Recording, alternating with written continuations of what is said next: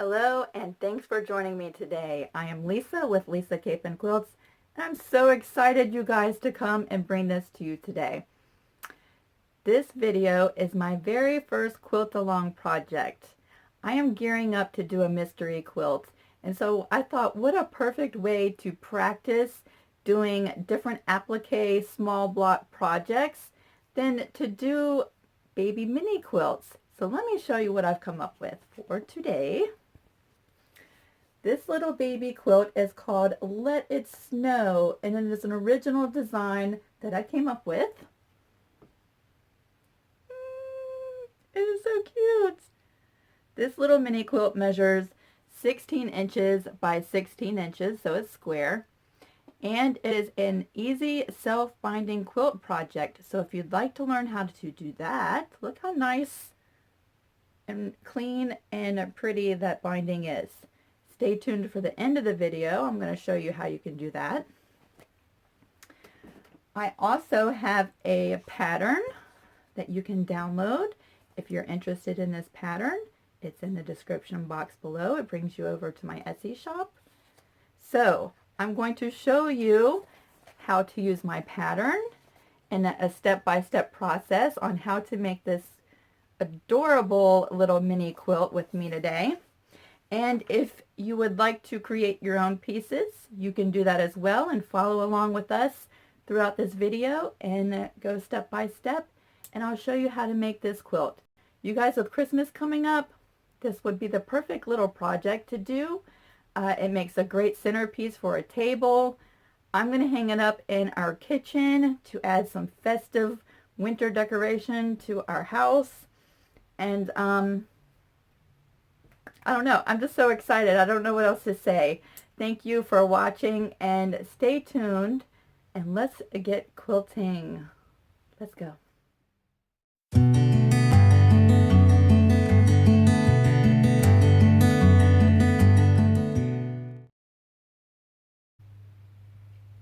Okay, you guys, I am so excited. But before I get ahead of myself, let's take a look at the pattern.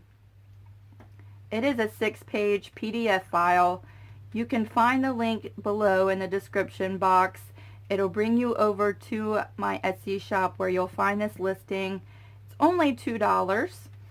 Like I said, it is a 6-page PDF. So let's take a look at what you get with this pattern. Of course, you get the cover sheet, and that gives you a basic general placement for all of your applique pieces. This quilt is going to measure finished 16 inches by 16 inches. So it's a great size little project. The second page is the product details, and so these are the things that you're going to want to gather for this project. And for those of you who are going to draw out your own pieces, I'm going to place this list in the description box below, so you can just click on that and jot down the materials you'll need to gather for this project. And then, you guys, I have made applique super duper easy with this pattern. It breaks into 2 sets, both identical sets, except one is right side up and one is a mirror image. The right side up pattern pieces, there's 2 pages. It'll say at the bottom of the pattern that you use these pattern pieces for applique with Elmer's glue. So if you would like to see demonstrations using that method of applique, I have a couple of videos on my channel that you could check out. One, I make a pumpkin project, and the other, I am assembling a bee quilt. So you can check those out if you're interested in that. Today we're going to be using the Heat and Bond products, and specifically Heat and Bond Lite. Using the Heat and Bond Lite product, we will be doing a top stitch around our applique pieces to secure everything down. So if you are in the beginning stages of quilting and you would rather use something that's more permanent, Heat and Bond does make a product that you don't have to do any kind of stitching. You heat set it and it's there permanently. Today we're using the Heat and Bond Lite, so I will show you a demonstration with that product. So this set of patterns has been mirror imaged. So when you download this pattern, you guys, either which technique you use for the applique process, you are covered because you have the 2 sets of pattern pieces. Again, the list of materials you need and the cover sheet. So let's just go over the different materials I've pulled for the demonstration of this little baby mini quilt. Let's start with the background fabric. I've already pressed and pre-cut this so that we're ready to go today. This background for the quilt top is 12.5 by 12.5 inches. I've also pre-cut all of my little baby squares. You'll need 28 2.5 inch squares. So you see we have all of those ready to go. In the directions, I suggested using a fat quarter for the backing. However, you could use the material from your stash if you already have some. If not, this project is fat quarter friendly, so you could just go pick out a fat quarter for your back. And then also some scrap batting. So if you're anything like me, you will have tons and tons of this laying around from projects that you finished, and you will always seem to have a little bit left over. This piece measures about 17 inches by 17 inches, and so it works out perfectly to use as the batting for this project. Of course, you're going to need some scraps to do your applique work with, and so I just tend to sort of coordinate and match the fabrics I've already got picked out for this quilt. You will need, of course, your Heat and Bond product. This again is the Heat and Bond Lite, and I picked this up from Joann's with a 60% off coupon, you guys. So I saved a great big load of money on that. Generally it's $2.99 if you buy it off the bolt, so it's pretty inexpensive anyway. And I'm going to embellish my snowman with some buttons and some embroidery floss, you guys. Pardon me. My Nana gifted me 6 boxes of this embroidery floss, and so I would really love to use some of this into my project today. So I will try and figure out where I can use one of these colors on my snowman somewhere. And then, of course, you'll have your rotary cutter, scissors, and a straight edge ruler, a cutting mat. Those are all very helpful, useful things when putting together a quilting project. Your iron. Let's see. One thing I did want to mention about this pattern, you will find all of the pattern pieces except for the face, you guys. This is where I want you to express your creativity. And when I mentioned I was using the buttons, that's what I'm going to use for his eyes.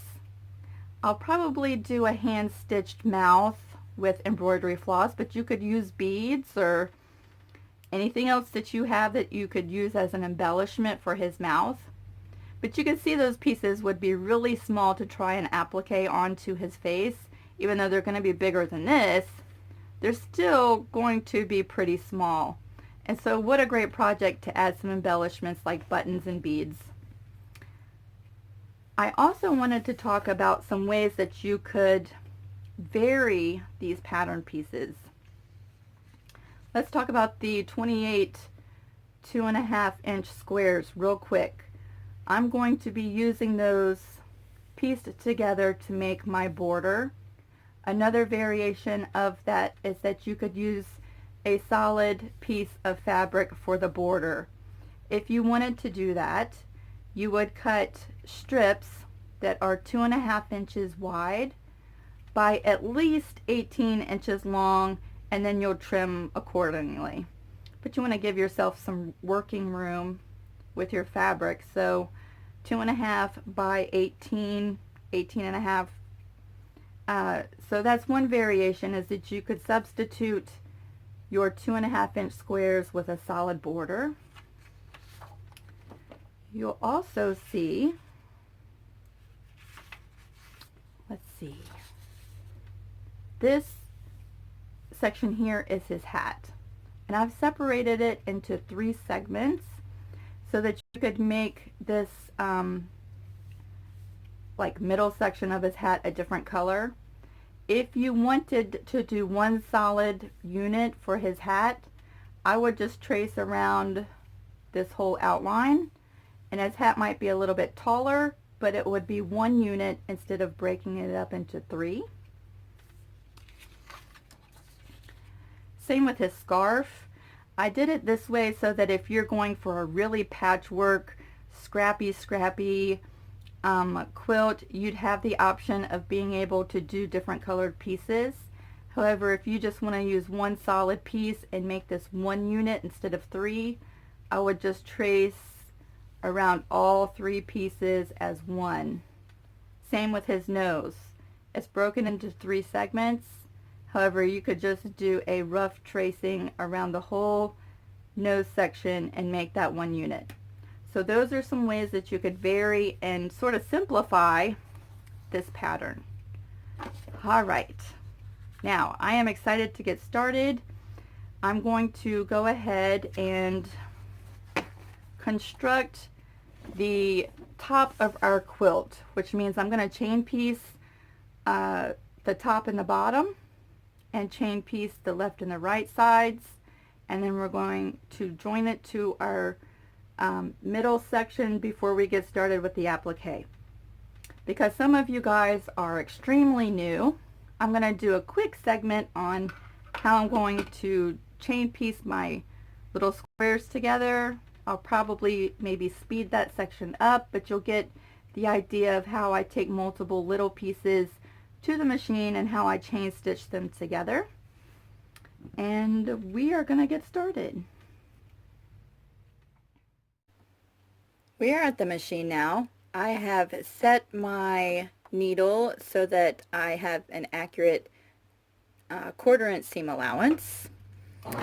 We are ready to go ahead and get stitching. I have my 4 groups of border down below. You might not be able to see all of them. And what I'm going for is for each side to look a little bit different. I didn't want all the sides to be the same, so I'll just be pulling from each segment. The top and bottom will have 8 blocks that go across, and the left and right will have 6 blocks that go down. And so we're just going to be chain piecing because that seems to be the quickest way of assembling these little strippy borders. And so I'll be pulling 2 from each side and placing right sides together, matching them up, and feeding them through. That was the first border. Now I'm going to grab 2 from the second,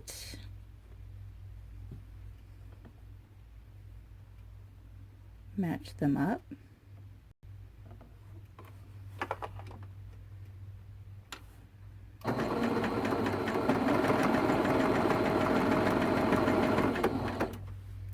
two from the third group,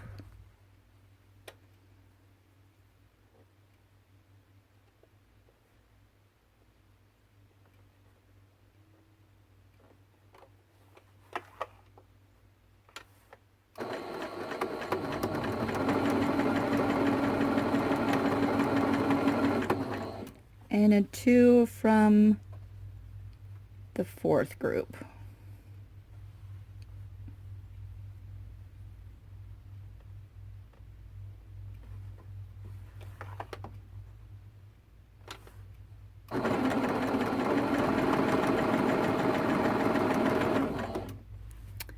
Now, to stay organized, you guys, and to make sure that all of our group settings stay the same, I'm going to keep them all chained together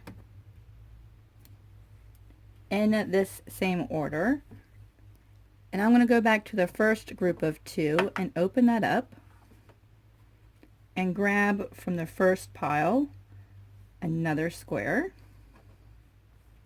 and line that up.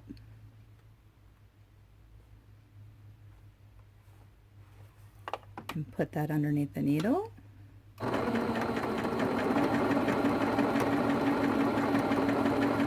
And stitch your 1/4 inch seam allowance. I'll open the second group up, go down to my second pile here, and grab a block.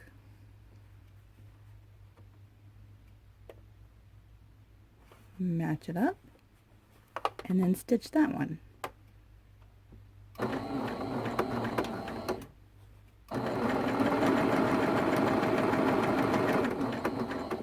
I'll open up my third unit, grab a square from the third group,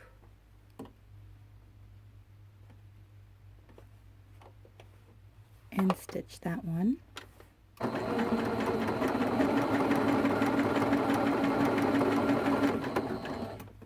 And then our fourth set.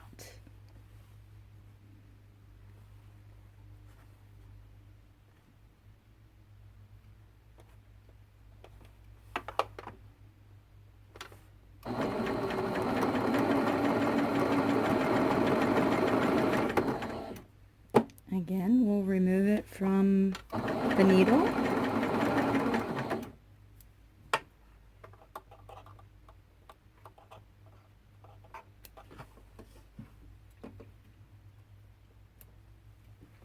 Coming back up to our first set of units and attaching another one.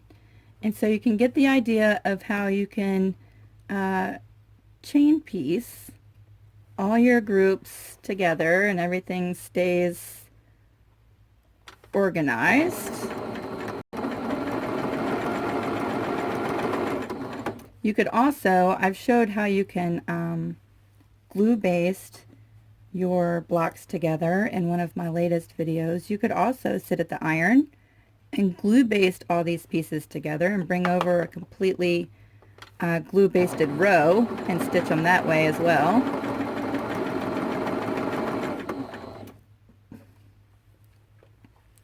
We're pulling from the third group of fabrics, and let's grab a green one from them.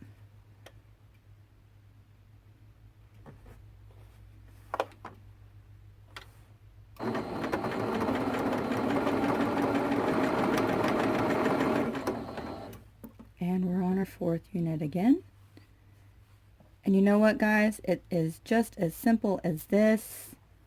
Pulling from each unit as you go through. And for this project, keep in mind you have 8 for the top and bottom rows and 8 squares for your side rows. I'm going to go ahead and finish stitching these out. Now once you have completed this part of the process, you're going to want to press all of your seams on your rows after you separate each group into strips.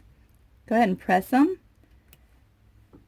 At that point, you're going to be sewing your 2 side pieces, your left and right, your units of 6, to the side of your quilt.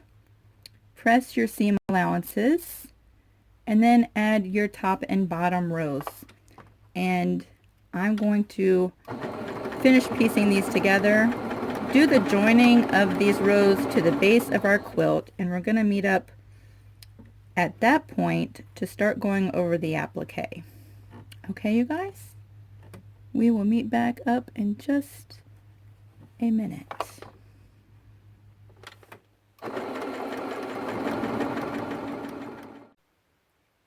We are back from joining all of our sides to the base square of our quilt, and look how fantastic that is, you guys. I would really love to see what fabrics you have chosen for your little baby mini quilts. You can share pictures over at my Facebook if you would like to. I would love to see your variation of this quilt as we go along. After we have pressed all of our borders, everything lays nice and flat. We are ready to go ahead and trace out our applique pieces. Again, today we're using the heat and bond, so we have gathered the 2 pages that say for use in heat and bonds, and we are ready to start tracing. And really it is as simple as that, you guys. This heat and bond has a bumpy side, that's the adhesive, and then a paper side, and that's the side we're going to trace from. And you can see how easy you can see through this paper down to our pattern pieces. And at this point, you guys, we are just tracing. Keep in mind with this project, the pattern, I've only put the T on here 1 time, but you're actually going to trace that 2 times for let it snow. So we're going to trace this twice. And this heat and bond product is super easy and quick to use.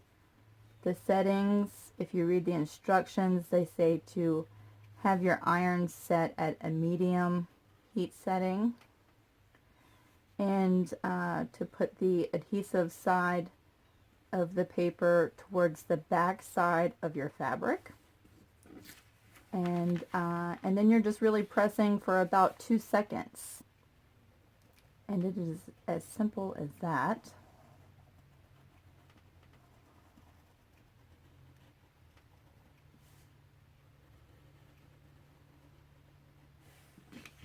Again, tracing the T twice. Don't forget to do that.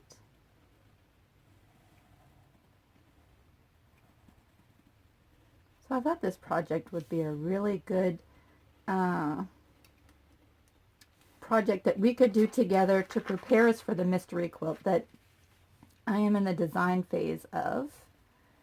And then that mystery quilt is going to be 12 blocks, and each block will have its own pattern that you can download, and some of them will be pretty simple that you might be able to just draw them out yourself without having the pattern. But I thought this would be a great project for us to get acquainted sewing together. You could see how my patterns work. They're relatively simple to use. You can get an idea of the applique style. Again, the patterns have options, so if one way is easier for you, then the option is there within the pattern to do that. If you like doing turned applique, you could go ahead and pre-make all your little sections and tuck them in your bag, and you could take this project, because it's not huge, you could take it with you if you have appointments and you know you're going to be sitting and waiting. You could hand stitch all your applique down. Sometimes I like to do projects like that while I'm watching TV at night. I like to keep my hands busy doing something. If I'm not doing some kind of journal making projects or hand sewing or crochet, I like to do something while I'm sitting there. So the needle turned applique would be great. You'd use, again, the mirror imaged set of pattern pieces. And I think you guys get the idea of tracing these pattern pieces out. I'm going to go ahead and finish up all of these pieces. Keeping in mind, I've pulled some buttons that I want to use in place of these circles. They go on his tummy. Let's see. These 2 pieces here are these 2 pieces. I'm going to use buttons instead, but I do have the pattern piece here if you'd rather use a fabric. That option is available. See, there's all different ways you could transform and use this pattern. I want to go ahead and finish tracing this out. I'll show you a quick demonstration on how to iron your pieces in place, and then we're going to get started with the quilting of all of our stuff.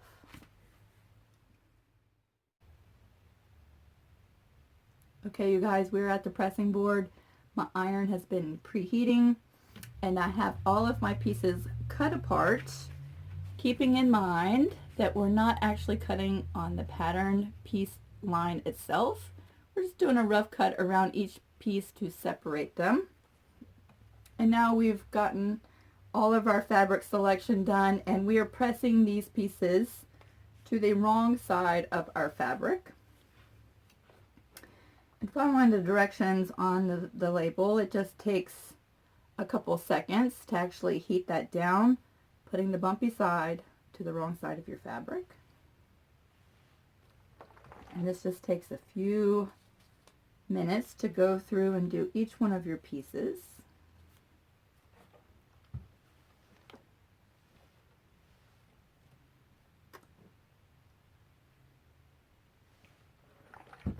Just like that, you see?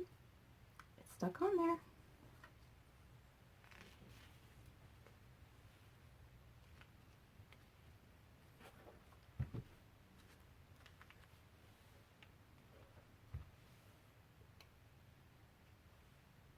So you can get the idea how quick this project can go along if you've already pre-chosen all of your fabric choices. This whole process, each step only takes a few minutes, and just like that, before you know it, you will have this whole project together.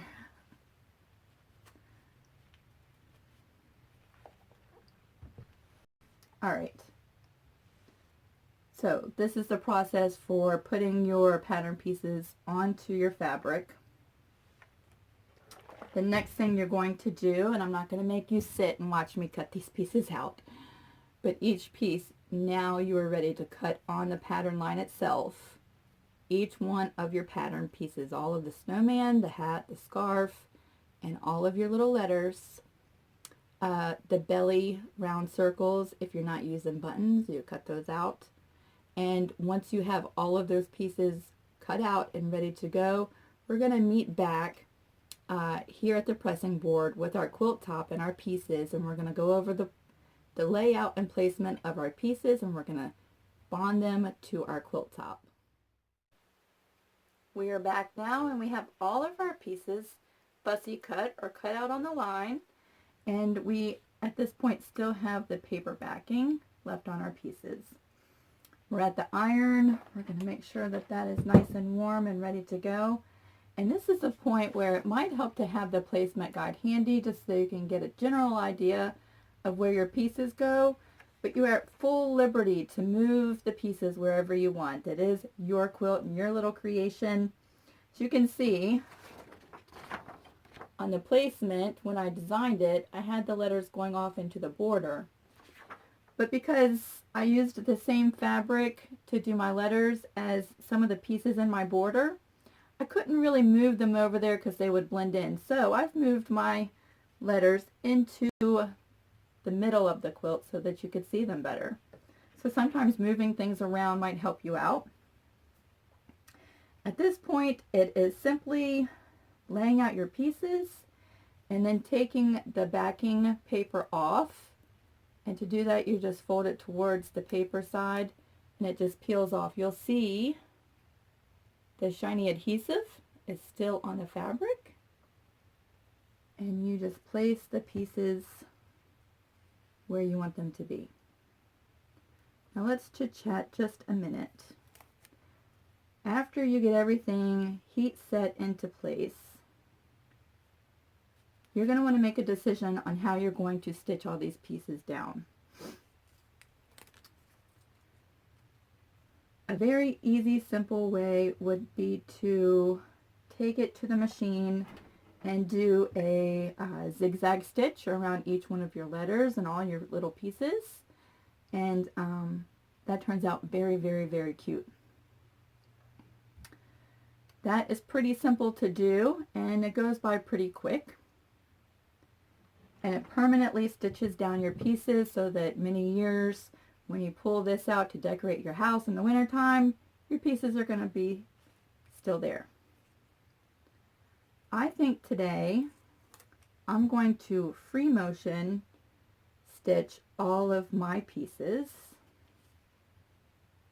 So I'm not going to be showing you the zigzag stitch on how to stitch everything down.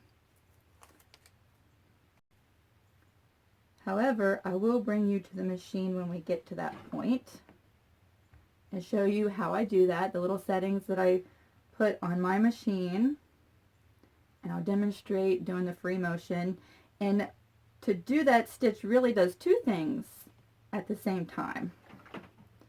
It of course stitches down all of our pieces permanently, but it also quilts our quilt at that point around each one of the pieces. So it's really like a 2-in-1 stitch. Plus it's a lot of fun. If you've never done free motion quilting, I highly suggest that you sit down and you practice with it. And you just have fun. You guys, it's just like doodling with thread and fabric. Now I do have a confession. I am not that smooth with it on my domestic machine. So I really should do more practice with that machine. And so when you guys see this quilt, when it's finished, you're going to see not all of my stitches are the same length. They're not all going to be nice and smooth and straight. I need some practice. I need to be more disciplined and actually sit down and practice more on my domestic machine with the free motion quilting. But like I've said before, we all have areas in which we can grow. But the thing is, though, it's fun, you guys. And like I said, it really accomplishes two things at one time on our project. It's going to stitch everything down and it'll all be quilted at the same time. I think that looks good. Now when we heat set this down, when the paper is removed, it's really just a couple of seconds over each piece, and that's all it takes. So, like I said, once all your pieces are heat set into place, if you are doing a zigzag stitch after this step, that's what you're going to want to do. You're going to want to pause the video or take a break and take your quilt top over and do that stitching so that everything is nice and secure. And then you would embellish your quilt in whichever way that you would like to do. Buttons or beads, hand stitching,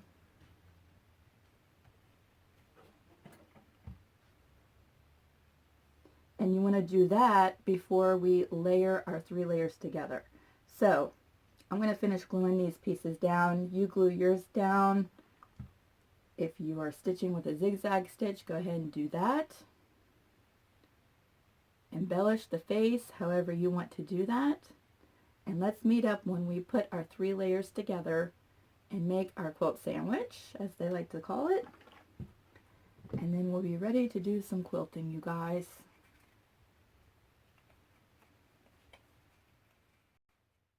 Ooh, look where we are. Look at him. Isn't he so cute? At this point, you should have all of your letters stitched down, all of your snowman and his hat and all those pieces stitched down if you're stitching down with a zigzag stitch. And you should have your embellishments done, meaning if you're going to use buttons here and for his eyes, beads, or any kind of hand stitching here, all of that should be done at this point. And we are ready to put together our layers so that we can quilt our quilt. And for me, free motion the stitching around all of my applique pieces. So let's talk about how we're going to bind this quilt really quick. We're going to do a quick and easy self-binding, meaning that we're going to use the backing fabric as our binding. So when we make our sandwich, make sure you use your fat quarter or your piece of fabric that you have cut for your backing. Make sure to center this piece so that you have at least 1 inch on both sides, okay? If you're using a fat quarter, it's going to have about 1 inch on each side.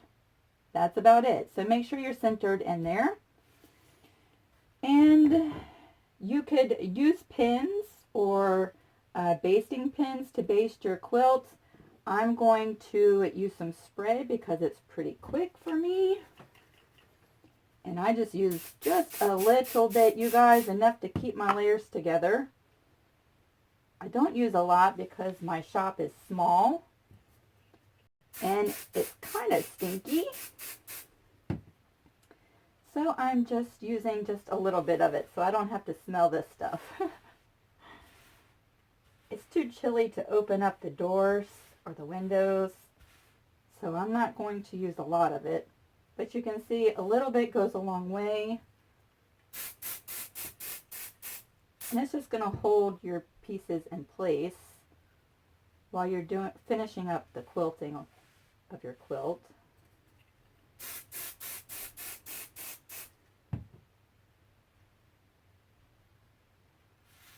And just make sure everything is nice and smooth and flat and pressed together. And you can see the three pieces are holding well enough to take to the machine to do our stitching. Again, if you've already done your stitching of all your applique pieces, at this point when you go to the machine, you're just quilting. So you could do a stitch in the ditch around your border. You could stitch in the ditch all of your little seams, and that would define each one of your squares. That would be really cute. You could stitch around your snowman and around each letter if you wanted to. Because I'm doing free motion to stitch all my applique down, it's going to quilt all that at the same time. And then let's meet up at the machine and I'll show you that. And then we're going to bind this quilt, and you know what? We will be finished. Let's go over to the machine now. Here we are at the machine. I have tried to get you as close to the quilt as possible, but still have some room that I can move around without hitting the camera. So I hope you can see what I'm doing. I have set up everything on my machine. Of course, each machine is different.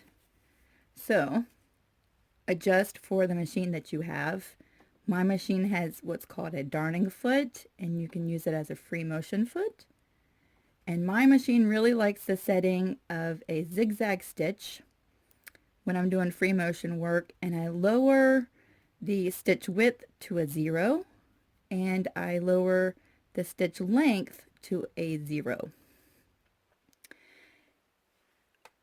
If your feed dogs right here drop, go ahead and lower those. Mine do not on this machine. It came with a plate. I don't like using this plate, you guys.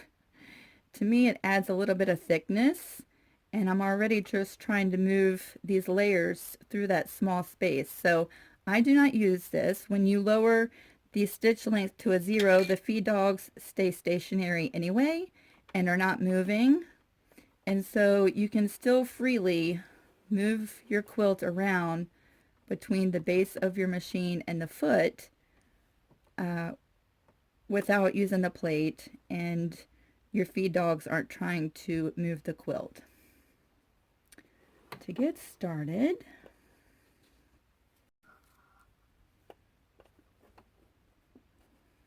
you could bring the bobbin thread up to the top if you want. I'm just going to go ahead and take a couple of stitches and really close to each other just to secure that thread. And then, you know what, I can cut this out of the way. Now, like I said earlier, I do not do a lot of free motion work on this machine, so I'm a little rusty. You're going to see my stitches are not perfect, and I don't have the smoothness of movement on this machine. But this project, like a lot of other smaller projects, is really good practice. And I think with this type of quilt that having the lines uneven kind of will add a little character to our project. So it's all good. Now, of course, you'd want to go at the speed that is good for you. My machine tends to like the faster movement. It seems to want to act better when I'm moving fast, but Sometimes I need to go slow around some of the smaller pieces. So I'm going to go ahead and get started. And I'm just going to be outlining all of the little applique pieces. Each one, we're going to make sure they're all stitched down. And I might fast forward through this part so that you can see what I'm doing, but you won't have to sit through a long duration of this part. If you have any questions about this part of the project, leave them below and I will try to answer them the best that I can. Let's get started.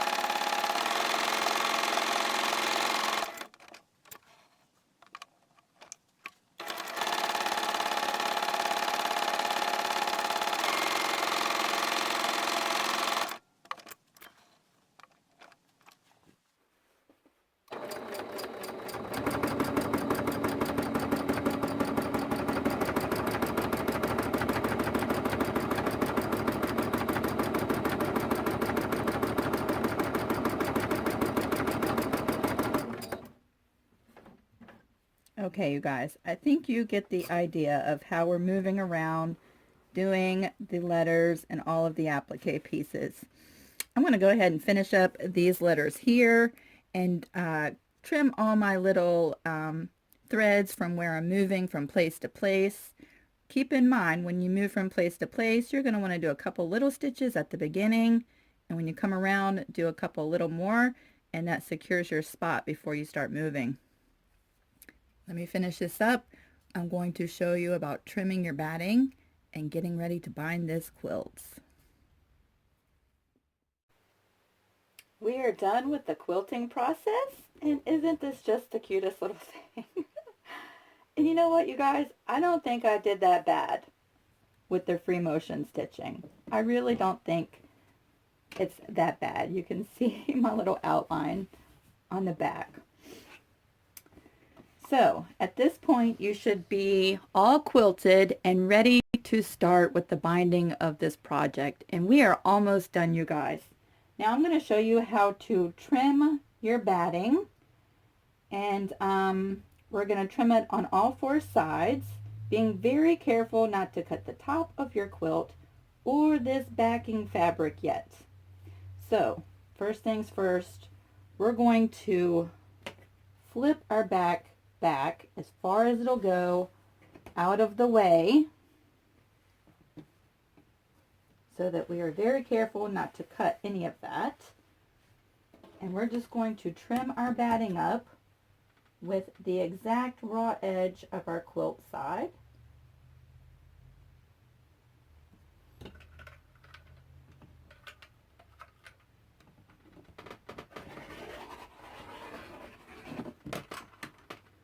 Just like that. You can see, we'll fold that back out. So that is perfectly lined up with the edge of our quilt. Again, we're going to pull back our backing as far as it'll go out of the way. Flatten everything out. And trim this backing off.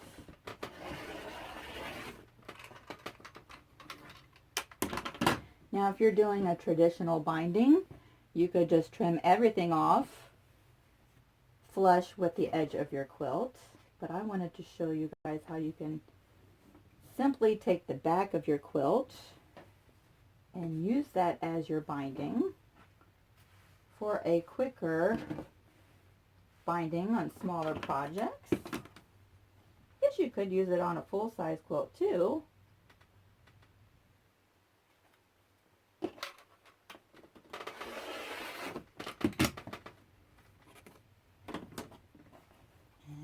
We have one side left to do.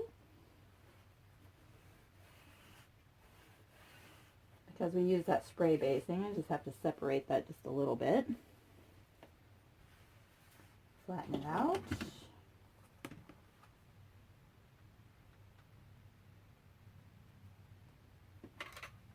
And trim this last side. Just like that. Now at this point, remember how I said to make sure you were in the center if you're using a fat quarter, but to leave yourself an inch, at least an inch around all the sides. Now we're going to trim that backing to the inch mark and get rid of all of this extra. So line each corner and each side up at your inch mark.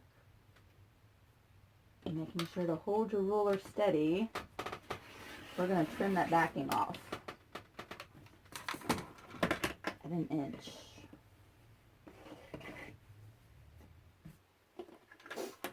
My nose is starting to run. It's chilly out here. I have the heat off because it makes a little bit of noise.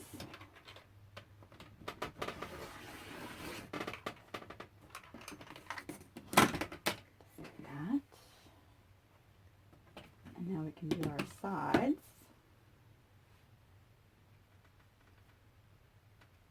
And we're just trimming off a little tiny bit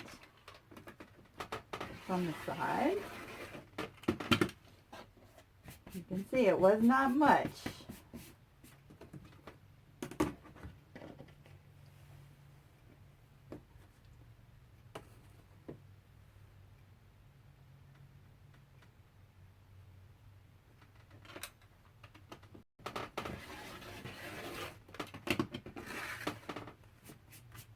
Just a little tiny bit. We were just in the center, you guys. Not much room to spare there.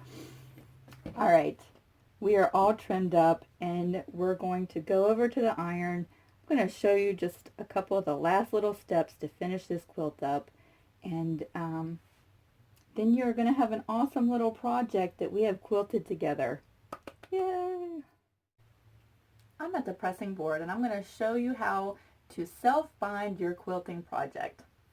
Now, I have my iron set on a cotton setting and the steam is shut off, so there's no steam. We're using a dry iron. For this process, I'm going to be using the Elmer's school glue. You could use a glue stick as well. And we have trimmed the backing of our project to an inch all the way on all four sides of our quilt. And we have trimmed the batting right up to the edge of our quilt top.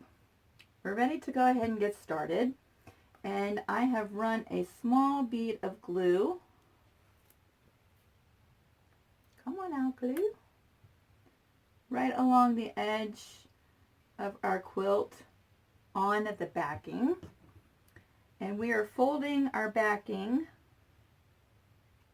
almost in half. You want to come really close to the edge of your quilt. And you're just going to heat set that glue and dry it. And it dries pretty fast. So you won't have to worry about finishing the stitching off on your binding once you're done with this part, because the glue is going to be dry, so it's not going to gum up your machine at all. And just like that, it is folded in half and pressed, so it's going to stay like that because of the glue. I will rotate my quilt over and do it the same thing on the opposite side. And you guys, there's several different ways that you can do this. So I suggest maybe looking at some other tutorials too on self-binding.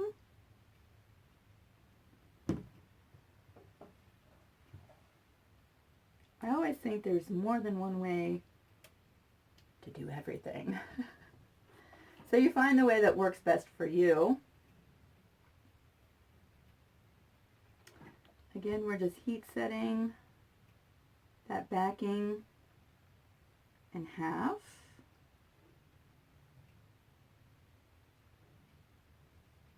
Straight along the edge of our quilt. See how quick and fast that goes?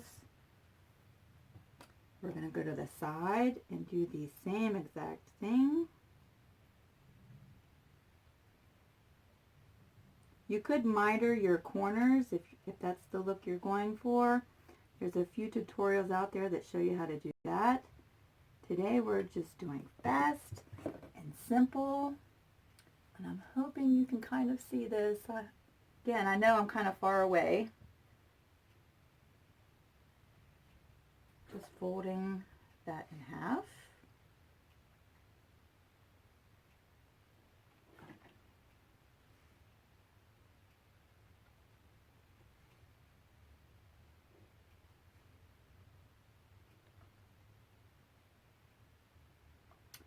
So you guys, this quilt has been a ton of fun. If you have watched this tutorial all the way through, I thank you.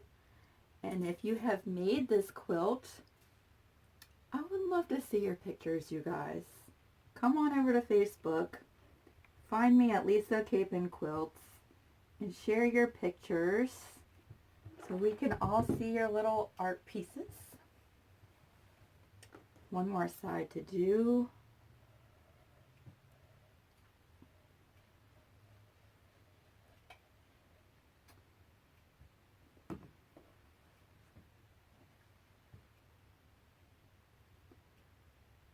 This little quilt would be a perfect gift if you're looking to do something special and give a handmade gift. This would be a perfect gift with Christmas coming up.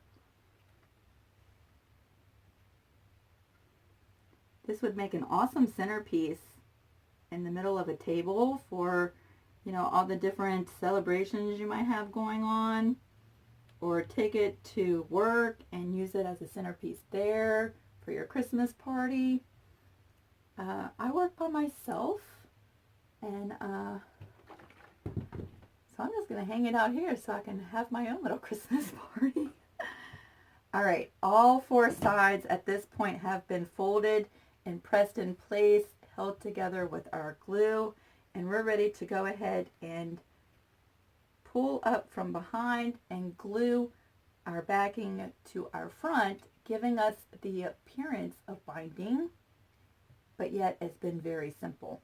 So again, we're just going through the same process, except this time we're applying our glue to our actual quilt top really close to the edge. Really close to the edge there.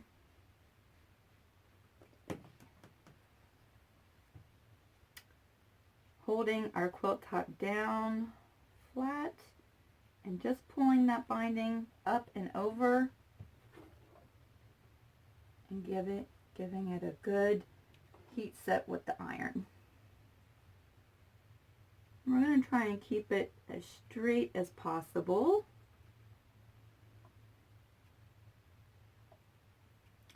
So I hope this gives you an idea of kind of how my patterns work, how simple they are, and how the tutorials will go with the mystery quilt, because for each block there will be a downloadable pattern and a tutorial here on YouTube that you can follow along step by step. Some of these steps I might leave out, you guys, because we've seen now a couple of times in my videos how to use the heat and bond. So if we use heat and bond in that project, I might skip past the demonstration with that. And if you haven't seen that part when we get to it, then you can reference some of my earlier videos. That way all of the quilt, the mystery quilt videos won't be really long. They'll be faster tutorials, and we'll really slow down on different techniques that we haven't done together yet.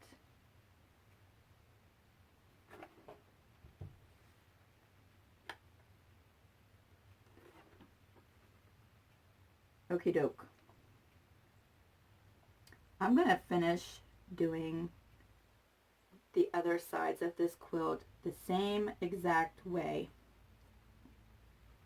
And then we're going to be almost done. The only thing you're going to have left to do, you guys, is to take this to the machine and do a straight stitch all the way around close to the edge of your binding. And that's it. We will be done. So you know what? I'm going to finish this up. I'm going to show a couple of pictures close up right after this part of the video of the quilt that we have quilted together. My very first quilt along. Thank you guys so much for tuning in. I hope you enjoy this project. If it has inspired you, I would still love to see your pictures, even if you don't get the pattern, but you've drawn out your own pattern pieces. Come over to Facebook and show them to me. I would love to share them with everybody. It just adds a little inspiration and helps us all get ideas, color choices, pattern pieces. We all love that stuff. Thanks again for watching, you guys. I'm Lisa. Thanks for joining in. Share pictures of your stuff. Thanks for tuning in today, you guys.